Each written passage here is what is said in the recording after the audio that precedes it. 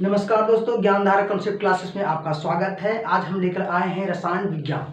रसायन विज्ञान जो कि बहुत से स्टूडेंट को बहुत हार्ड लगता है, समझ में नहीं आता है ना। तो वैसे स्टूडेंट इस वीडियो को जरूर देखें, मेरे लेक्चर को जरूर देखें और समझने का प्रयास करें। हम कोशिश करेंगे कि आप लोग को ज़्यादा प्रेशर नहीं पड़े दिमाग पर और अच्छे से समझ में आ जाए, ठीक है। इसलिए आज हम लेकर आए हैं बेसिक से लेकर, यानी कि जीरो लेवल से लेकर हीरो लेवल तक ये चलेगा। जीरो से एकदम नीचे से लेकर चल जाएंगे, ठीक है। सबसे पहले हम रसायन विज्ञान लेकर आए, तो रसायन विज्ञान की परिभाषा के बारे में जानने के रसायन विज्ञान कहते किसको है ना। रसायन विज्ञान है क्या, हम जो आज पढ़ रहे हैं रसायन विज्ञान के बारे में, सिर्फ नाम जान लिए कि रसायन विज्ञान हम पढ़ रहे हैं, रसायन विज्ञान क्या है नहीं जानेंगे तो पढ़ने से कोई फायदा नहीं है। इसलिए आज हम लेकर आए हैं रसायन विज्ञान क्या है ना, इसका जनक कौन है रसायन विज्ञान के, उनके बारे में भी पढ़ेंगे। सबसे पहले हम जान लेते हैं कि रसायन विज्ञान का जनक कौन है। तो रसायन विज्ञान के जनक हैं आंतवा एल लेवेजियर, है ना। आंतवा एल लेवेजियर जो है रसायन विज्ञान के जन्मदाता यानी कि जनक कहलाते हैं,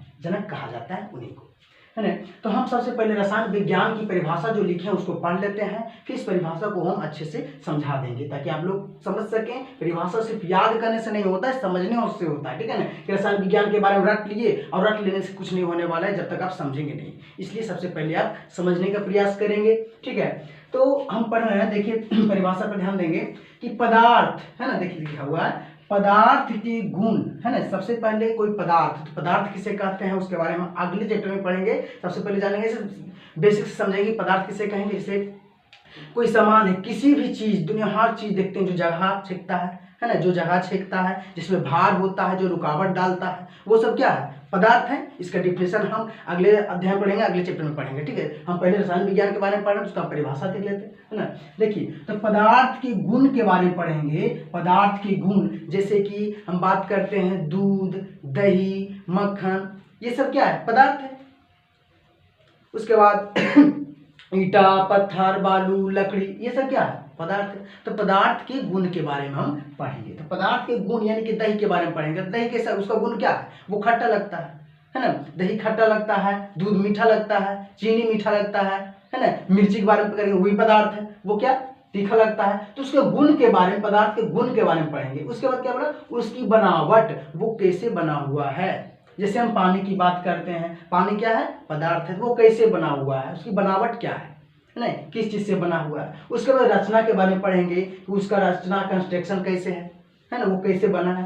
तथा पदार्थ में होने वाले परिवर्तनों के बारे में पढ़ेंगे। उसमें जो परिवर्तन आता है, कैसे परिवर्तन आता है, क्या से क्या चीज में परिवर्तन हो जाता है। जैसे बात करते हैं दूध से दही बनता है, दूध से दही बनता है तो रासायनिक परिवर्तन हो गया। दूध मीठा होता है, लेकिन जब उसको दूध से दही कन्वर्ट हो जाता है, बन जाता है, तो कैसे हो जाता है, वो खट्टा हो जाता है। यानी उसमें परिवर्तन आ जाता है, चेंजिंग आ जाता है ना। इसी के बारे में हम पूरा अध्ययन करेंगे, इसी के बारे में पूरा अध्ययन करेंगे। किसके बारे में, तो गुण के बारे में, बनावट के बारे में, और तथा उसमें होने वाली परिवर्तन के बारे में। किसमें, पदार्थ में होने वाले परिवर्तन के बारे में अध्ययन करेंगे।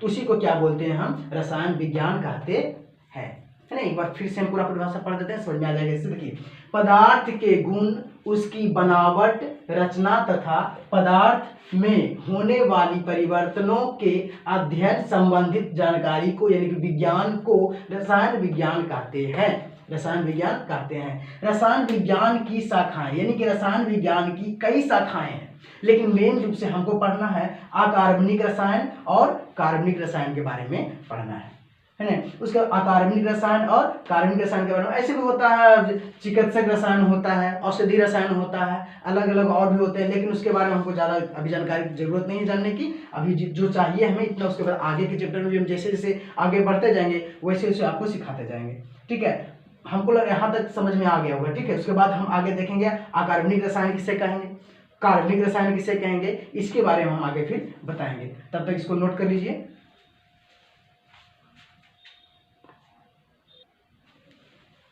अब देखेंगे रसायन विज्ञान की शाखा कौन कौन थे ना। शाखाएं हम बताए थे बहुत है ना।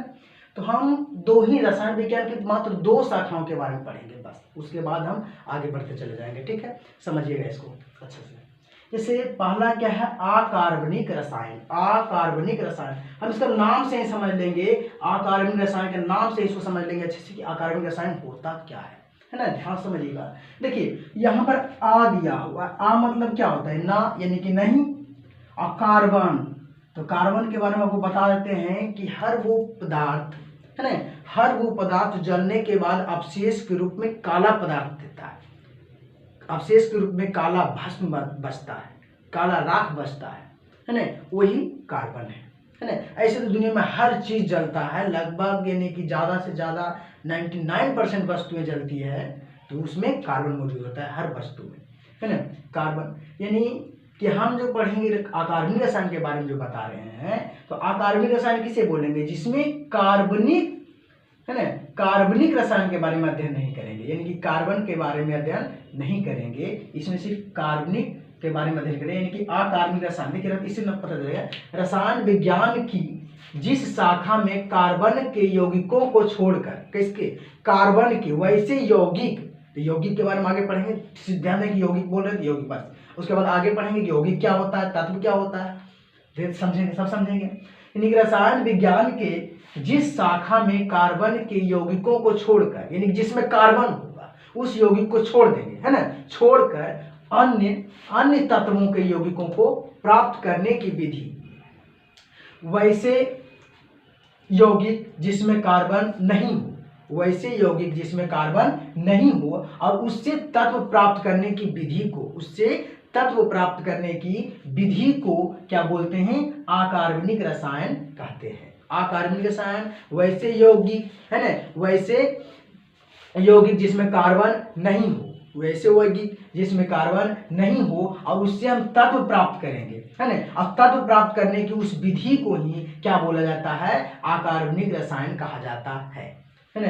तो फिर से समझिएगा कि जैसे हम बता रहे हैं, परिभाषा समझेंगे कि अकार्बनिक रसायन, परिभाषा हो जाएगा, रसायन विज्ञान की जिस शाखा में, है ना, रसायन विज्ञान की जिस शाखा में कार्बन के यौगिकों को छोड़कर, जिसमें कार्बन उस यौगिक को छोड़कर अन्य तत्वों के यौगिकों को प्राप्त करने की विधियों तथा उनके गुणों का अध्ययन, है ना, तत्व प्राप्त करने की विधि तथा उनके गुणों का अध्ययन करते हैं, किस यौगिक के, तो जिसमें कार्बन नहीं है, जिसमें कार्बन नहीं है उस यौगिक का अध्ययन करते हैं हम, उसी को क्या बोलते हैं, क्या कहा जाता है, अध्ययन किया जाता है, उसे अकार्बनिक रसायन कहते हैं। अकार्बनिक रसायन समझ में आ गया होगा, फिर से एक बार समझ, अकार्बनिक रसायन वैसे यौगिक जिसमें कार्बन नहीं है, वैसे यौगिक जिसमें कार्बन नहीं हो और उससे तत्व प्राप्त करने की विधियां तथा उस यौगिक के, जिसमें कार्बन नहीं है, उस यौगिक के गुणों का अध्ययन करेंगे, गुणों का अध्ययन करेंगे, उसी को क्या बोलेंगे हम, अकार्बनिक रसायन कहेंगे। समझ में आ गया होगा, है ना। उसके बाद आगे देखेंगे, अकार्बनिक रसायन के बाद देखेंगे कार्बनिक रसायन। तो कार्बनिक रसायन मतलब क्या, वैसे यौगिक होगा, वैसे यौगिक होगा जिसमें कार्बन होगा, यहाँ पर अकार्बनिक है, उसमें कार्बन नहीं होगा, उस यौगिक में कार्बन नहीं होगा, अकार्बनिक, उसमें यौगिक, उसमें उस यौगिक में क्या, कार्बन नहीं होगा, यहाँ पर कार्बनिक, इसमें आ नहीं लगा हुआ है, यानी आ नहीं लगा, इसका मतलब क्या है, वैसे यौगिक, है ना, वैसे यौगिक जिसमें कार्बन उपस्थित हो और उससे हम तत्व प्राप्त करने की विधियां तथा उस यौगिक के गुणों का अध्ययन करेंगे, उसे क्या बोलेंगे हम, कार्बनिक रसायन कहेंगे। लेकिन कुछ कुछ अपवाद हैं, कुछ कुछ यौगिक दिए हुए हैं जो कि उसके बारे में, उसको छोड़कर, है ना, उसको छोड़कर देखिए क्या बोले इसमें, कार्बनिक रसायन, तो रसायन विज्ञान की जिस शाखा में, रसायन विज्ञान की जिस शाखा में धातुओं का कार्बोनेट, धातुओं का कार्बोनेट, यानी धातुओं, कोई भी धातु हो जाए, जैसे एल्युमिनियम कार्बोनेट हो जाएगा ना, मैग्नीशियम कार्बोनेट हो गया, है ना, तो वैसे इनके मतलब धातुओं का carbonate, by carbonate, carbon monoxide, carbon dioxide को छोड़कर कार्बन के अन्य यौगिकों का अध्ययन करते हैं, यानी ये सब को छोड़कर कार्बन के अन्य यौगिकों का, यहाँ पर इसलिए दे दिया नहीं सबको छोड़कर, क्योंकि हम सब कह सकते थे कि क्या धातु का कार्बोनेट बोल रहे हैं, तो क्या धातु कार्बोनेट कार्बन है, लेकिन इसको छोड़कर यह बाद में, सब बाद में दे दिया है कि इसमें कार्बन रहते हुए इसमें अध्ययन करते हैं, तो कार्बन रसायन के अंतर्गत नहीं आता है, तो ये सब अपवाद में कुछ कुछ होते हैं। तो अब बोलिए अपवाद क्या, तो अपवाद के मतलब होता है कि बहुत सारे लोग हैं जो कि अच्छे हैं, उसमें से एक खराब है, तो वो अपवाद है ना। बहुत सारे लोग हो, बहुत से सारे लोग स्टूडेंट है ना, जैसे 100 स्टूडेंट है, उसमें बोलेंगे कि सब यहाँ पर अच्छा है, लेकिन वो बोलेंगे गलत है, क्या वो अपवाद में है, खराब है, तो क्या है, अपवाद में है। हम यहाँ पर कार्बनिक रसायन के बारे में पढ़ेंगे जिसमें कार्बन, है ना, वैसे यौगिक जिसमें कार्बन उपस्थित हो और उससे हम तत्व प्राप्त करने की विधियां और उस यौगिक के गुणों के बारे में पढ़ेंगे, उसे क्या बोलेंगे हम, कार्बनिक रसायन। लेकिन कुछ कुछ अब बाद में दीजिए, किसको किसको छोड़कर बोले, रसायन विज्ञान के जिस शाखा में धातुओं का कार्बोनेट, इसको छोड़ देंगे, बाई कार्बोनेट, कार्बन मोनोऑक्साइड तथा कार्बन डाइऑक्साइड को छोड़कर, ये सब को छोड़कर बाकी जितने भी यौगिक हैं जिसमें कार्बन मौजूद हो, जिसमें कार्बन मौजूद हो, उस यौगिक से तत्व को प्राप्त करना तथा यौगिक के तत्व को प्राप्त करना तथा उस यौगिक के गुणों के बारे में अध्ययन करते हैं, अध्ययन किया जाता है, उसी को क्या बोलेंगे हम, कार्बनिक रसायन कहेंगे, कार्बनिक रसायन कहते हैं। तो कार्बनिक रसायन और अकार्बनिक रसायन आप लोग को समझ में आ गया होगा, ठीक है। इसको नोट कर लेंगे, ठीक है, वीडियो को रोककर आप इसे नोट कर लें अच्छे से, इसका कॉपी बनाइए, ठीक है। उसके बाद हम आगे देखेंगे पदार्थ के बारे में पढ़ेंगे, ठीक है। हम रसायन विज्ञान के बारे में समझ लिए और रसायन विज्ञान के हम अभी भी बताए हैं, रसायन विज्ञान के जन्मदाता कौन है, रसायन विज्ञान के जन्मदाता कौन है, आत्मा एल लैवोजियर, है ना। उसके बाद हम पढ़े रसायन विज्ञान किसे कहते हैं, रसायन विज्ञान की परिभाषा बताए थे, है ना। पदार्थ के गुण धर्म के बारे में पढ़ते हैं, उसका गुण क्या है, उसका बनावट क्या है, परिभाषा बताएं आपको। उसके बाद हम पढ़े हैं कि रसायन विज्ञान की शाखाएं कौन कौन सी है। अगर बोला जाए कहीं की किताब में देखेंगे कि किताब में देखिएगा कई किताब में कि अगर बेसिक में दिया हुआ है बहुत सारे शाखाएं दिए गए हैं, तो बहुत सारे शाखाएं दिए गए, उसके बारे में अभी को पढ़ना नहीं है, हमको मुख्य रूप से पढ़ना है अकार्बनिक रसायन और कार्बनिक रसायन, ठीक है। तो अकार्बनिक और कार्बनिक रसायन हम समझा दिए हैं। उसके बाद आगे हम देखेंगे पदार्थ क्या है ना, पदार्थ कैसे बना हुआ है, पदार्थ किस किस चीज़ से बना हुआ है, कैसे बना हुआ, उसके कंस्ट्रक्शन के बारे में पढ़ेंगे, पदार्थ में कितने प्रकार का परिवर्तन होता है उसके बारे में पढ़ेंगे, ठीक है। इसको नोट कीजिए। अब देखेंगे पदार्थ के बारे में, है ना। बताए थे कि पदार्थ क्या है, उसमें हम परिभाषा में बताए थे कि पदार्थ के बनावट गुण के बारे में पढ़ते हैं, उसे रसायन विज्ञान कहते हैं। अब पदार्थ जान लेते हैं कि पदार्थ किसे कहेंगे, समझिएगा। जैसे पदार्थ के डिफिनेशन यहाँ पर, यह पदार्थ का इंग्लिश होता है मैटर, क्या होता है, मैटर, यानी कि पदार्थ वह हर चीज है ना दुनिया में, वह हर चीज जो स्थान घेरता है, कुछ स्थान घेरता है, कुछ स्थान छेकता है ना, छेकना घेरना एक ही बात हुआ, कुछ रुकावट डालता है, क्या डालता है, रुकावट डाले, तथा जिसमें कुछ द्रव्यमान हो, जिसमें कुछ द्रव्यमान हो, थोड़ा बहुत द्रव्यमान मतलब भार हो, है ना, उसे पदार्थ कहते हैं। जिसमें कुछ द्रव्यमान हो, भार हो, उसे क्या कहेंगे, पदार्थ कहेंगे। इसको याद करने की जरूरत नहीं है, समझ लो काफी है। हम बोले वह हर चीज, वह हर चीज जो स्थान घेरे, जो रुकावट डाले तथा जिसमें कुछ भार हो यानी कि द्रव्यमान हो, है ना, जिसमें कुछ द्रव्यमान हो उसे पदार्थ कहते हैं। समझ में आ गया होगा, बहुत अच्छा। उसके बाद एग्जांपल देख लेते हैं क्या क्या होता है, लकड़ी, लोहा, हवा, तांबा इत्यादि। हर वो चीज वस्तु कैसे बना हुआ है, पदार्थ से बना हुआ है ना। दुनिया का हर चीज जिसे हम देख सकते हैं, है ना, जिसे छू सकते हैं, जो रुकावट डालता है, सबसे बड़ी रुकावट देखो, हवा भी रुकावट डालता है, हवा भी पदार्थ हो जाएगा, है ना, हवा पदार्थ हो जाएगा। और यहाँ पर लकड़ी दे दिया है, पदार्थ है, लोहा पदार्थ है, तांबा पदार्थ है, इस इत्यादि, यानी इत्यादि लगाए क्योंकि और बहुत से सारी चीजें हैं जो कि पदार्थ है।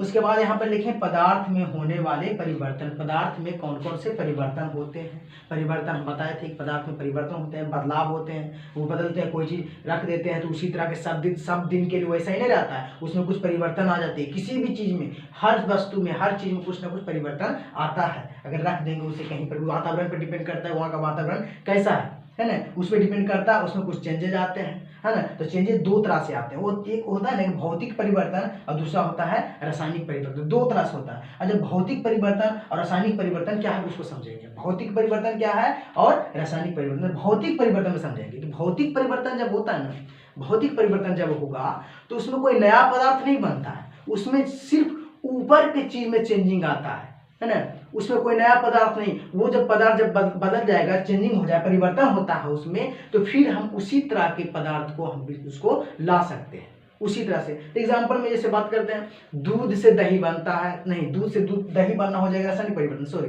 यानी भौतिक परिवर्तन हो जाएगा आपका। जैसे कि बर्फ को जब हम पिघलाते हैं, बर्फ को जब पिघलाते हैं तो किस अवस्था में, द्रव में आ जाता है, तो भौतिक परिवर्तन है। द्रव को क्या फ्रिज में रखेंगे तो किस में चल जाएगा, फिर सॉलिड हो जाएगा, बर्फ बन जाएगा, वो हो गया परिवर्तन। हम बोल देंगे मोम का पिघलना, मोम को जब क्या करेंगे, गर्म करेंगे, है ना, हीट देंगे तो क्या हो जाएगा, लिक्विड फॉर्म में बदल जाएगा। लिक्विड फॉर्म यानी कि द्रव, पानी की तरह हो जाएगा ना। उसका कुछ देर छोड़ दीजिए, कुछ देर छोड़ने के बाद क्या होगा, जैसा मोम था वैसा ही हो जाएगा। तो भौतिक परिवर्तन हो गया। जैसे कपड़ा का सूखना, है ना, कपड़ा को भिंगा दीजिए, भिंगा देने के बाद जब उसको फिर जैसे भिंगा देंगे तो भींग गया, उसके बाद उसको जब सुखा देंगे धूप में, जैसे पहले था वैसा हो जाएगा। तो इसमें परिवर्तन हुआ, लेकिन उसमें भौतिक परिवर्तन हुआ, उसमें कोई नया पदार्थ बना नहीं बना।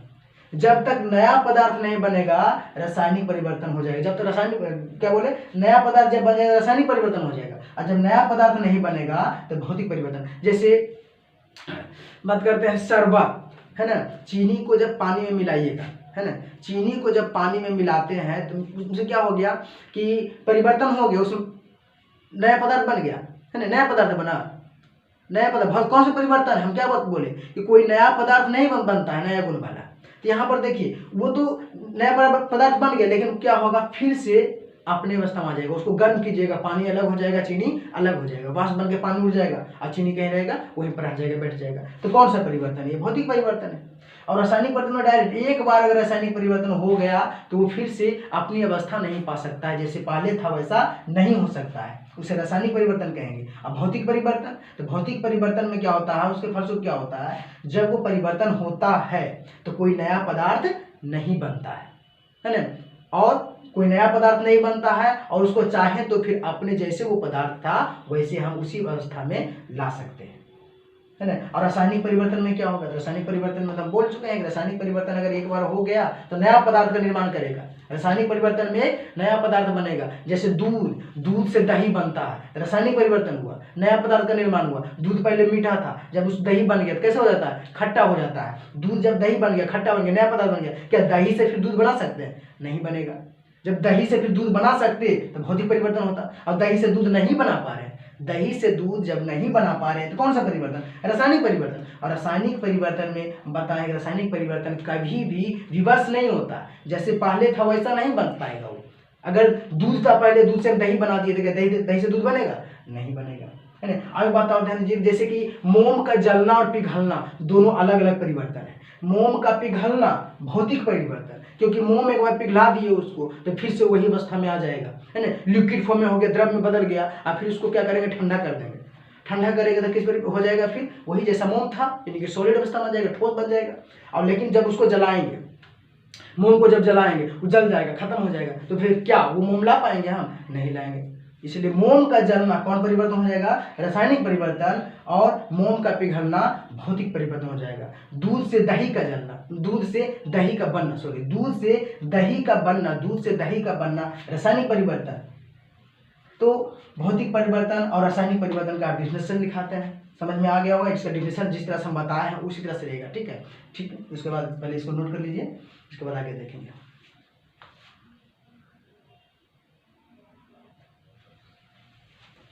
देखेंगे भौतिक परिवर्तन हम जैसे बताए हैं, जैसे समझाए थे आपको भौतिक परिवर्तन, उसी तरह से उसका डिफिनेशन हम अच्छे से सेंटेंस यानी कि सजा कर लिख दिए है, ठीक है, जिससे आपकी समझ जाए और कुछ याद हो जाए, है ना, उस तरह से हम लिख दिए इसको। से भौतिक परिवर्तन, तो भौतिक परिवर्तन किसको बोले, ऐसा परिवर्तन, है ना, ऐसा परिवर्तन जिसके फलस्वरूप, मतलब जिसके फलस्वरूप पदार्थ के सिर्फ भौतिक गुणों में परिवर्तन होता है। भौतिक परिवर्तन यानी कि भौतिक गुण में परिवर्तन, यानी कि ऊपरी में परिवर्तन, ऊपर से परिवर्तन, अंदर से नहीं होता है ना।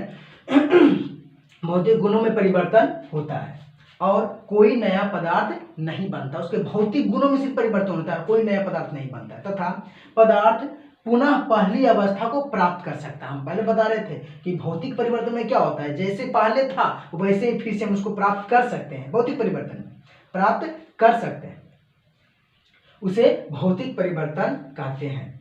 पहली अवस्था को प्राप्त कर सकता है, नहीं सकते हैं, क्या मिस्टेक हो गया, प्राप्त कर सकते हैं, उसे भौतिक परिवर्तन कहते हैं। जैसे पानी से बर्फ का बनना, पानी से, पानी को जब फ्रिज में रखेंगे बर्फ बर्फ बन जाएगा। अब बर्फ को जब खुले हवा में रख देंगे, यहाँ पर बर्फ फ्रिज से जब निकाल देंगे तो किस अवस्था में चलेगा? पानी हो जाएगा, नहीं लिक्विड रूप में चला जाएगा। उसके बाद पानी का बाष्पीकरण, पानी को जब गर्म करेंगे तो वाष्प के रूप में बन जाएगा, नहीं गैस बन जाएगा, उसमें परिवर्तन हुआ। उस गैस को जब ठंडा होने देंगे, छोड़ देंगे तो क्या बन जाएगा? वो फिर से पानी बन जाएगा। यानी कि भौतिक परिवर्तन हुआ, कोई नया चीज बना? नहीं बना। जैसे कि हम वाष्प बना दिए, अब पानी का स्वाद और वाष्प का स्वाद अलग होगा? नहीं, एक ही होगा, एक ही होगा, है ना। उसके गुण में कोई परिवर्तन नहीं हुआ, जैसा है वैसे, कोई नया पदार्थ बना? नहीं बना। फिर से उसको छोड़ देंगे तो जैसे पहले था वैसे ही बन जाएगा, उसी को भौतिक परिवर्तन कहेंगे ना। भौतिक परिवर्तन, जैसे फिर से भौतिक परिवर्तन, ऐसा परिवर्तन जिसके फलस्वरूप पदार्थ के सिर्फ भौतिक गुणों में परिवर्तन होता है। उस क्या होता है? सिर्फ भौतिक गुण में परिवर्तन होता है और कोई नया पदार्थ नहीं बनता है, कोई नया पदार्थ नहीं बनता है, तथा पदार्थ पुनः पहली अवस्था में, जैसे पहले था वही अवस्था में आ जाता है, उसी अवस्था को प्राप्त कर लेता है। उसे भौतिक परिवर्तन कहते हैं, भौतिक परिवर्तन कहते हैं। जैसे पानी से बर्फ का बनना, पानी का बाष्प बनना, मोम का पिघलना, है ना। मोम का पिघलना कंफ्यूज नहीं है, मोम का जलना और मोम का पिघलना अलग अलग है। मोम का पिघलना, मोम को पिघलाएंगे तो जलेंगे, सिर्फ पिघलाना है उसको, यानी कि लिक्विड फॉर्म बदलेगा। लिक्विड को छोड़ देंगे कुछ देर, फिर क्या बन जाएगा? वो सॉलिड बन जाएगा, ठोस बन जाएगा, है ना। तो कौन परिवर्तन? भौतिक परिवर्तन। अब मोम को जब जलाएंगे तो रासायनिक परिवर्तन चल जाएगा, है ना। मोम का पिघलना आदि और भी ऐसे चीज है, जैसे कपड़ा का भींगा देंगे, कपड़ा को फिर सुखा देंगे, वही अवस्था में आ जाएगा, है ना। ये सब कौन परिवर्तन है? भौतिक परिवर्तन। इसके बाद आगे लिखेंगे फिर रासायनिक परिवर्तन के बारे में। भौतिक परिवर्तन लिख लेंगे, उसके बाद लिखेंगे रासायनिक परिवर्तन। ध्यान दीजिए, इसके पहले भौतिक परिवर्तन लिख चुके हैं। अब हम रासायनिक परिवर्तन की परिभाषा लिखे हैं। रासायनिक परिवर्तन में हम जो समझाए थे ना, उसी तरह से लिखे, पढ़ के बता देते हैं, एक बार सुन लीजिएगा। देखिए, रासायनिक परिवर्तन ऐसा परिवर्तन जिसके फलस्वरूप, है ना, जैसे भौतिक परिवर्तन हो वैसे ही सुन लिखें, ऐसा परिवर्तन जिसके फलस्वरूप भौतिक पदार्थ के, है ना, भौतिक पदार्थ के भौतिक और रासायनिक गुणों में अस्थायी परिवर्तन होते हैं। यानी कि जिसके फलस्वरूप जो पदार्थ होता है ना, जिसके फलस्वरूप जो पदार्थ होता है उसमें भौतिक और रासायनिक दोनों, है ना, भौतिक और रासायनिक दोनों गुणों में परिवर्तन होता है। दोनों गुण, भौतिक परिवर्तन और रासायनिक, दोनों भौतिक गुण और रासायनिक गुण दोनों का परिवर्तन होते हैं, तथा नए गुण वाला, जैसे पहले पदार्थ में जो गुण था वो गुण नहीं, कुछ अलग गुण वाले पदार्थ का निर्माण होता है। नए गुण वाले पदार्थ बनते हैं। वे पदार्थ पुनः पहली अवस्था को प्राप्त नहीं कर सकता। सिंपल, वो पदार्थ जो पहली अवस्था को प्राप्त नहीं कर पाएगा, कर सकते हैं, उसे रासायनिक परिवर्तन कहते हैं। तो रासायनिक परिवर्तन में बता दें, सिंपल, इसमें ऐसे इसको याद रखेंगे ना कि कोई परिवर्तन, ऐसा परिवर्तन होगा ना रासायनिक परिवर्तन में कि उसको जब एक बार परिवर्तन होगा तो फिर पुनः उसी अवस्था में नहीं ला सकते। सिंपल याद रखेंगे। तो जैसे कि किसी वस्तु के बारे में बोल दिया कि ये परिवर्तन से परिवर्तन में हो गया, जैसे कि दूध से दही बन गया, तो दूध से दही बन गया, हमको चेक करना है कौन सा परिवर्तन हो। क्या दही से दूध बनेगा? नहीं बनेगा। दही से दूध नहीं बनेगा, इसका मतलब रासायनिक परिवर्तन, यानी कि पहले वाला अवस्था में नहीं आ जाएगा, है ना। अब गुण भी चेक कर लेंगे, दूध मीठा था, दूध से दही बन गया, दूध से दही बन गया तो खट्टा हो जाएगा, उसके गुण में परिवर्तन आ गया। नया पदार्थ बना कि नहीं बना? वही पदार्थ है? नहीं है। अब भौतिक परिवर्तन में वही रहता है, गुण वही रहता है, पदार्थ वही है ना। लेकिन उसमें एक चीज और था कि पहले वाला अवस्था पा जाता था, जो पहले अवस्था था उस अवस्था में फिर से आ जाता था। लेकिन रासायनिक परिवर्तन वैसा नहीं। रासायनिक परिवर्तन में एक बार परिवर्तन हो गया तो पहले वाला अवस्था वो नहीं पा सकता है, उसी को रासायनिक परिवर्तन कहेंगे। समझना है सिर्फ, और इसे बना के लिख भी सकते हैं ना। ऐसा परिवर्तन जिसके फलस्वरूप भौतिक पदार्थ के भौतिक और रासायनिक गुणों में अस्थायी परिवर्तन होते हैं, तथा नए गुण वाले, पहले वाला गुण नहीं, नया गुण वाले पदार्थ बनते हैं। वे पदार्थ पुनः, वही पदार्थ जो बना उस पदार्थ को फिर से, यानी कि वह पदार्थ पुनः फिर से पहली अवस्था को प्राप्त नहीं कर सकता, पहली अवस्था को प्राप्त नहीं कर सकते हैं, उसे रासायनिक परिवर्तन कहते हैं। जैसे दूध से दही बनना कौन परिवर्तन? रासायनिक परिवर्तन। दही से फिर दूध नहीं बन सकता। किरासन तेल का जलना, किरासन तेल जल के खत्म हो जाएगा, फिर से आ जाएगा? नहीं आएगा, फिर से नहीं आ सकता है। किरासन तेल फिर से नहीं आ सकता है, कौन परिवर्तन? रासायनिक परिवर्तन, है ना। मोम का पिघलना, मोम जब पिघला देंगे, मोम का पिघलना नहीं, सॉरी, यहाँ पर पिघलना भौतिक परिवर्तन का एग्जाम्पल हो गया। ये मोम का जलना होगा, यहाँ पर मोम का पिघलना नहीं, मोम का जलना। हम उसमें एग्जाम्पल दिए थे, भौतिक परिवर्तन में एग्जाम्पल दे दिए थे, यहाँ पर मोम का जलना होगा, है ना। मोम का जलना, मोम जैसे मोम तो पिघलेगा तो फिर आ ही जाएगा, तो बहुत ही परिवर्तन हो गया। यहाँ पर मोम का जलना होगा, मिस्टेक होता है ना। तो मोम का जलना यानी कि मोम जब जलेगा तो फिर से मोम आएगा, वो नहीं आ पाएगा, इसलिए कौन सा परिवर्तन, वो रासायनिक परिवर्तन हो जाएगा। इस तरह के और भी परिवर्तन होते हैं। और ऐसे भी कोई वस्तु चाहे कुछ भी अगर जले तो रासायनिक परिवर्तन होगा, क्योंकि कोई वस्तु जल जाएगा तो फिर से आ सकता है, नहीं सकता, रासायनिक परिवर्तन ही होगा। कोई भी चीज़ अगर जल गया रासायनिक परिवर्तन हो गया, फिर से वो नहीं आ सकता, नया चीज़ नहीं बन सकता, रासायनिक परिवर्तन हो गया।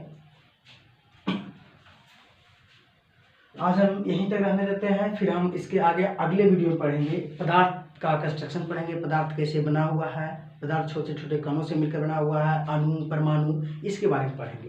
तो ये वीडियो आपको अच्छा लगा हो तो लाइक और सब्सक्राइब कीजिए और अपने दोस्तों को भी भेजिए, है ना। अपने दोस्तों को भी बताइए कि बेसिक लेवल से हम जो रसायन विज्ञान स्टार्ट हो गया है उनको भी बताएं, कि जिनको नहीं समझ में आ रहा है वैसे स्टूडेंट को भेजिए और उनको बताइए। जैसे कि ये जो हम बताए हैं सभी स्टूडेंट के लिए 7, 8, 9, 10 जो रसायन विज्ञान में जो इंटरेस्ट रखते हैं, जो इंटरेस्ट नहीं रहते उनको भी भेजिए, है ना। वो उनको भी इंटरेस्ट आ जाएगा। ये वीडियो देखकर, हमारे लेक्चर को देखकर, जैसे अगर 2 से 3 वीडियो अगर लगातार देख लिए बढ़िया से अच्छे से, तो उनको ये पूरा समझ में आ जाएगा। रसायन विज्ञान कभी भी उसको हार्ड नहीं लगेगा, और हार्ड उन्हीं को लगता है जो बेसिक रूप से यानी कि 0 से नहीं पढ़ते हैं, डायरेक्ट वो 9, 10 में जाते हैं, अब चैप्टर वाइज स्टार्ट कर देते हैं। चैप्टर स्टार्ट करने से क्या हो जाता है कि आप जो चैप्टर में दिया वही पढ़िएगा, बेसिक नहीं पढ़ पाइएगा, है ना। बेसिक तो वैसे भी कोई पढ़ाते नहीं है शुरू से। अब बेसिक पढ़ाने से कि आप 9, 10 में गए, कहीं भी ट्यूशन गए, तो वो क्या करेंगे, चैप्टर पलट के चैप्टर डायरेक्ट जो लिखा हुआ है ना, डायरेक्ट रिएक्शन स्टार्ट कर देंगे। 9th क्लास में रासायनिक अभिक्रिया ये सब हो जाएगा, है ना।